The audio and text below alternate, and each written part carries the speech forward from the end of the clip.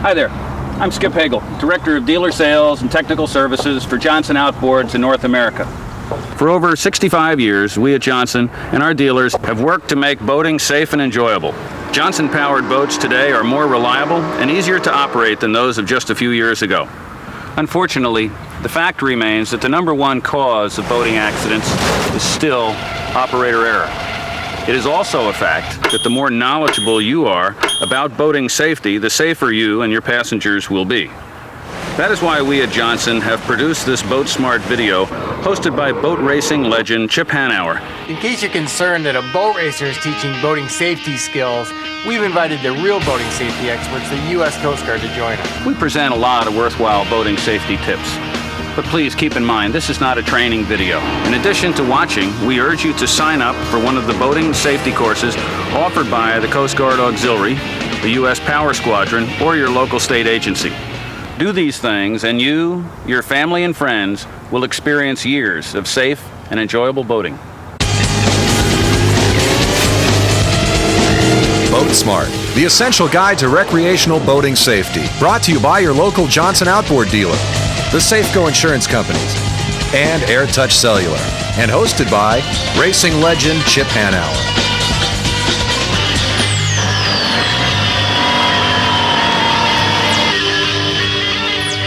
I know what you're thinking, a safe boating video. Sure, they're gonna suck all the fun out of the sport and then deem it safe.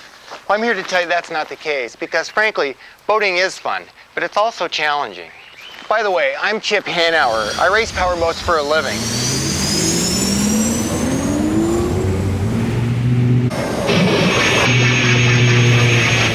I've learned that in my profession, safety doesn't just happen. It's something that's learned and practiced each and every day.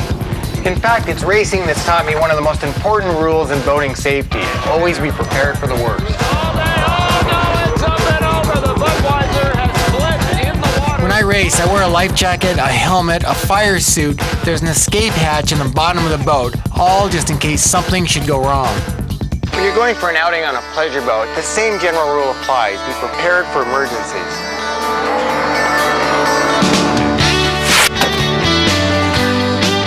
Preparing for emergencies means making sure you have the proper safety equipment on board your vessel. Falling overboard and capsizing are the leading causes of boating fatalities. That's why Coast Guard regulations require that you have one Coast Guard approved life jacket for every passenger on board. Remember, life jackets, they float, you don't. For boats 16 feet or longer, you'll also need a throwable device, something like a life ring on board. A Coast Guard approved flare or flare gun, and in many cases a fire extinguisher. And some sound producing device like a whistle or an air horn are also required to be on board. To ensure that your boat meets all federal safety requirements, you can request a free courtesy marine examination from the Coast Guard Auxiliary. These items, although not required by law, are still really important to have on board. For example, a first aid kit, a VHF Marine Band radio to communicate with the Coast Guard and other vessels. A cellular phone is a good thing to have on board. Be sure you have a cigarette lighter adapter and a spare battery, a spare propeller and the tools to install it, and your Johnson dealer can best advise you as to which tools you should have on board. A flashlight with extra batteries, binoculars, a chart of the waters you're going to be navigating, a bailing bucket, a boat hook, and a paddle, just in case you run out of fuel. Before each time you go out on a boat trip, you should always let a friend or family member know what your plans are. A float plan is basically an itinerary of what your schedule is for your boating trip. Even if you're just going for a 2-hour fish trip or a 1-week-long cruise, it's always a good idea to let friends and family members know what your plans are and give them a float plan. Don't file it with the Coast Guard. If every boater filed a float plan with the Coast Guard, it would just be mass confusion. You could even just write it down on a piece of paper. It doesn't have to be as fancy as this one. Have it filed with a friend or a family member who's still on shore, and if you don't return as scheduled, they should immediately contact your local law enforcement agency. Before you learn how to maneuver your boat in the water, it's equally important to know how to maneuver it on land when it's on the trailer. One of the first things you're going to want to do is be sure that the trailer lights are hooked up. And then, of course, the safety chains. And it's a good idea to cross them over so that the right side on the trailer is on the left side of the truck and vice versa. Backing a trailer down the ramp to launch your boat is one of the trickiest operations, simply because, well, everything's backwards.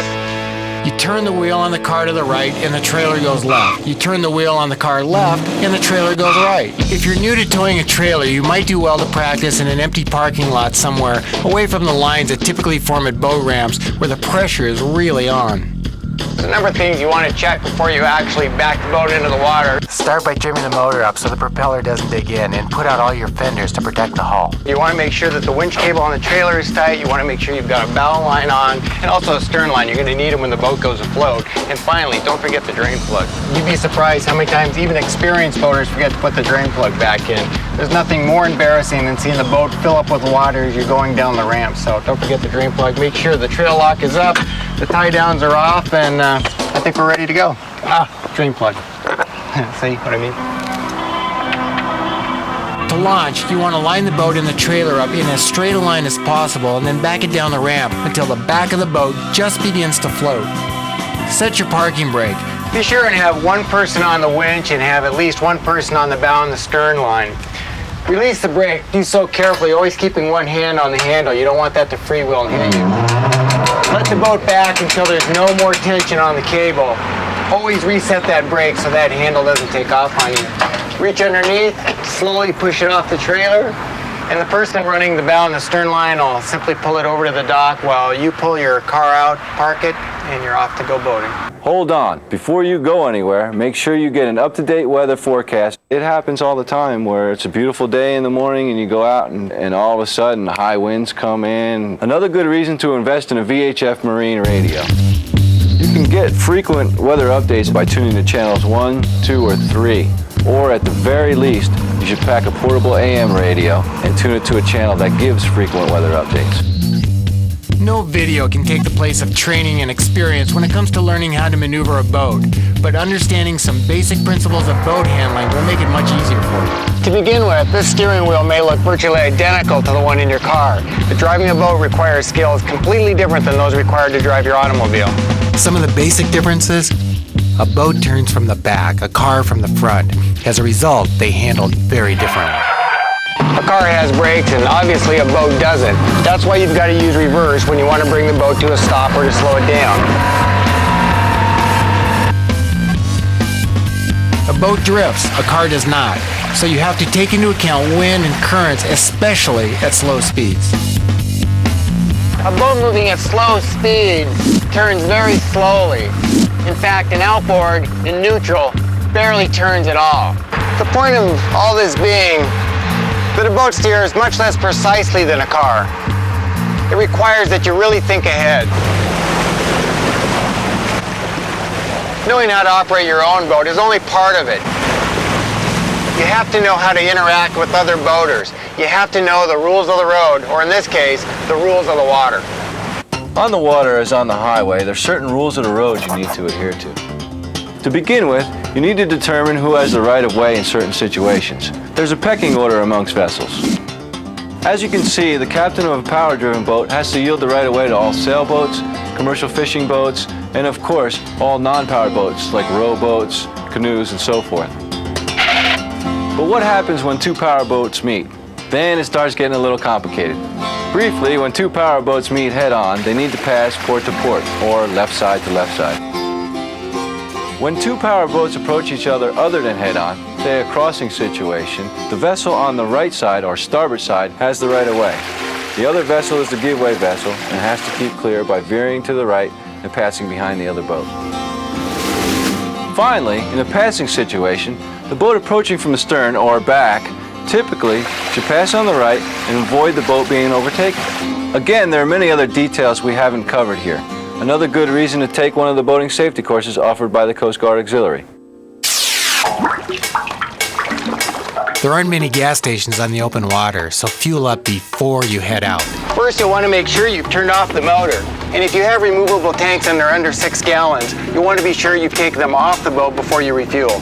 Close any compartments that might collect gas vapors and be sure to have all your passengers get off the boat. When fueling, always keep the nozzle in contact with the tank opening to avoid any static electric spark, which could ignite.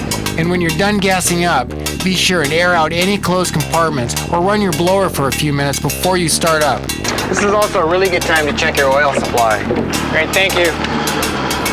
Running out of gas in a boat can be a really frightening experience. Luckily, the Coast Guard's got a great rule of thumb that can keep that from happening. It's called the rule of thirds. 1/3 of your fuel supply should be used to get you to where you're going, 1/3 to get you back, and the remaining third for reserve, just in case. Although most boats handle much better when they're up to speed, driving a boat at speed has its own set of challenges. You have to be much more alert, always looking out in front, keeping an eye open for obstacles, down skiers, other boaters who may not be paying attention. Keep a lookout for scuba diving flags, swimmers, and be very aware of the effect your boat's wake is having on other boats. Also, on most waterways in most states, it's the law you operate at no wake speeds when you're within 100 yards of shore, a marina, or a bridge. When you're traveling at speed, it's critical that your passengers all be seated and that no one distract the driver or obstruct their view. Nearly every outboard comes with a trim adjustment. What that does, it controls the angle which the propeller enters the water. If you trim it up too high, the bow comes up high and starts to porpoise. If you trim the engine down too low, the bow plows, creating unnecessary drag. It takes experience with a boat to determine the optimal trim. It also takes experience to know how to safely navigate the waterways, how to read colored buoys and signs that act as navigational aids. The most common are the red and green dayboards that mark the sides of a channel. An easy way to remember the meaning of each color is to use the 3R rule. Red, right, returning. That is, the red buoy should be on your right as you're returning from open sea, the green on your left. But never rely solely on buoys or markers to determine a safe position. Water skiing is an exciting sport, but it has safety considerations all of its own. For example, you need to wear a life jacket that can withstand the impact of hitting the water at high speeds. So when you buy a life jacket for water skiing, always look for the high impact certification. You guys ready? Make certain that in addition to the skier and the driver, there's an observer on board, someone to watch the skier in case there's trouble. If you're the driver, always look ahead and maintain a ski corridor of at least 100 feet on either side of the boat. When a skier falls, the observer raises the skier down flag. The driver returns to them as quickly as possible. It's important to remember to keep skiers and swimmers away from the back of the boat while the motor is running. Overloading a boat is another cause of boating accidents. Each boat has a capacity plate on it that identifies the maximum number of persons, the maximum weight capacity, and the maximum horsepower it can safely handle. Don't exceed these limits. Part of boating safety is being able to rely on the boat itself. You want to know that the engine's going to start when you need it, and the boat's going to perform the way you expect. Johnson Motors are strong, durable machines that are designed to provide years of trouble-free operation. Nonetheless, like all machines, they require routine maintenance, which your Johnson dealer can advise you on. Because there's nothing worse than being trapped a mile offshore with a dead engine and a small fish. There's a lot of people out there that just don't realize that boating while intoxicated is illegal. Alcohol adversely affects your balance, coordination, vision, and most importantly, your judgment. On the water, there are other factors that add to the impairment caused by alcohol, namely the motion of the boat and dehydration. It's easy to lose your balance on a rocking boat, and as we've said before, falls overboard are a leading cause of boating fatalities. Also, the sun causes you to perspire, removing water from your body but leaving the alcohol. This can cause impairment to happen more rapidly. So 2 beers at home might be different than 2 beers out in the water. You might react different. It is both illegal and extremely dangerous to operate a boat while intoxicated. Boats don't have headlights, but what lights they do have aren't there to help you see, but rather they're there to help you be seen. Although boat lighting varies depending on the size and the type of vessel, in the case of recreational powerboats less than 39 feet in length, there are 2 lights at the bow, red on the port or left side, green on the starboard or right side, and then 1 all-round white light near the stern. This may seem obvious, but if you do have to be out in your boat after dark, drop your speed and use extreme caution. Hi, I'm Pete Myers, a boat insurance underwriter with Safeco Insurance Company. Please remember that being properly insured for property damage or personal injury you may cause others while operating your boat is also an important part of being a safe, responsible boater. Your independent Safeco insurance agent can help you make sure your boat insurance won't spring a leak, just when you need it most. This is Safeco's comprehensive safe boating guide. It's loaded with information you'll find both useful and easy to read, whether you're a seasoned skipper or brand new to the joys of recreational boating. To receive your free copy of the kit, just send a request by postcard or letter to this address. Safeco Insurance Companies, attention, Safe Boating Kit, T-21, Safeco Plaza, Seattle, Washington, 98185. This video by no means was intended to be the all-encompassing guide to recreational safe boating. Instead, it's meant to cover the safe boating concepts that are common to all recreational boaters. Naturally, there's issues that are particular to the type of boat which you own, and also the body of water which you're operating on. Be certain and protect your investment with the proper insurance policy, and if, heaven forbid, you should ever be involved in an accident, report it as soon as possible to your local county sheriff's office. And always be aware of the rules that govern boating in your area, and keep up to date on those rules. Any boater, no matter how experienced, would do well in taking one of the many boating safety courses offered by the Coast Guard Auxiliary, the U.S. Power Squadron, or other local agencies. Thanks for watching. Have a great time and good boating.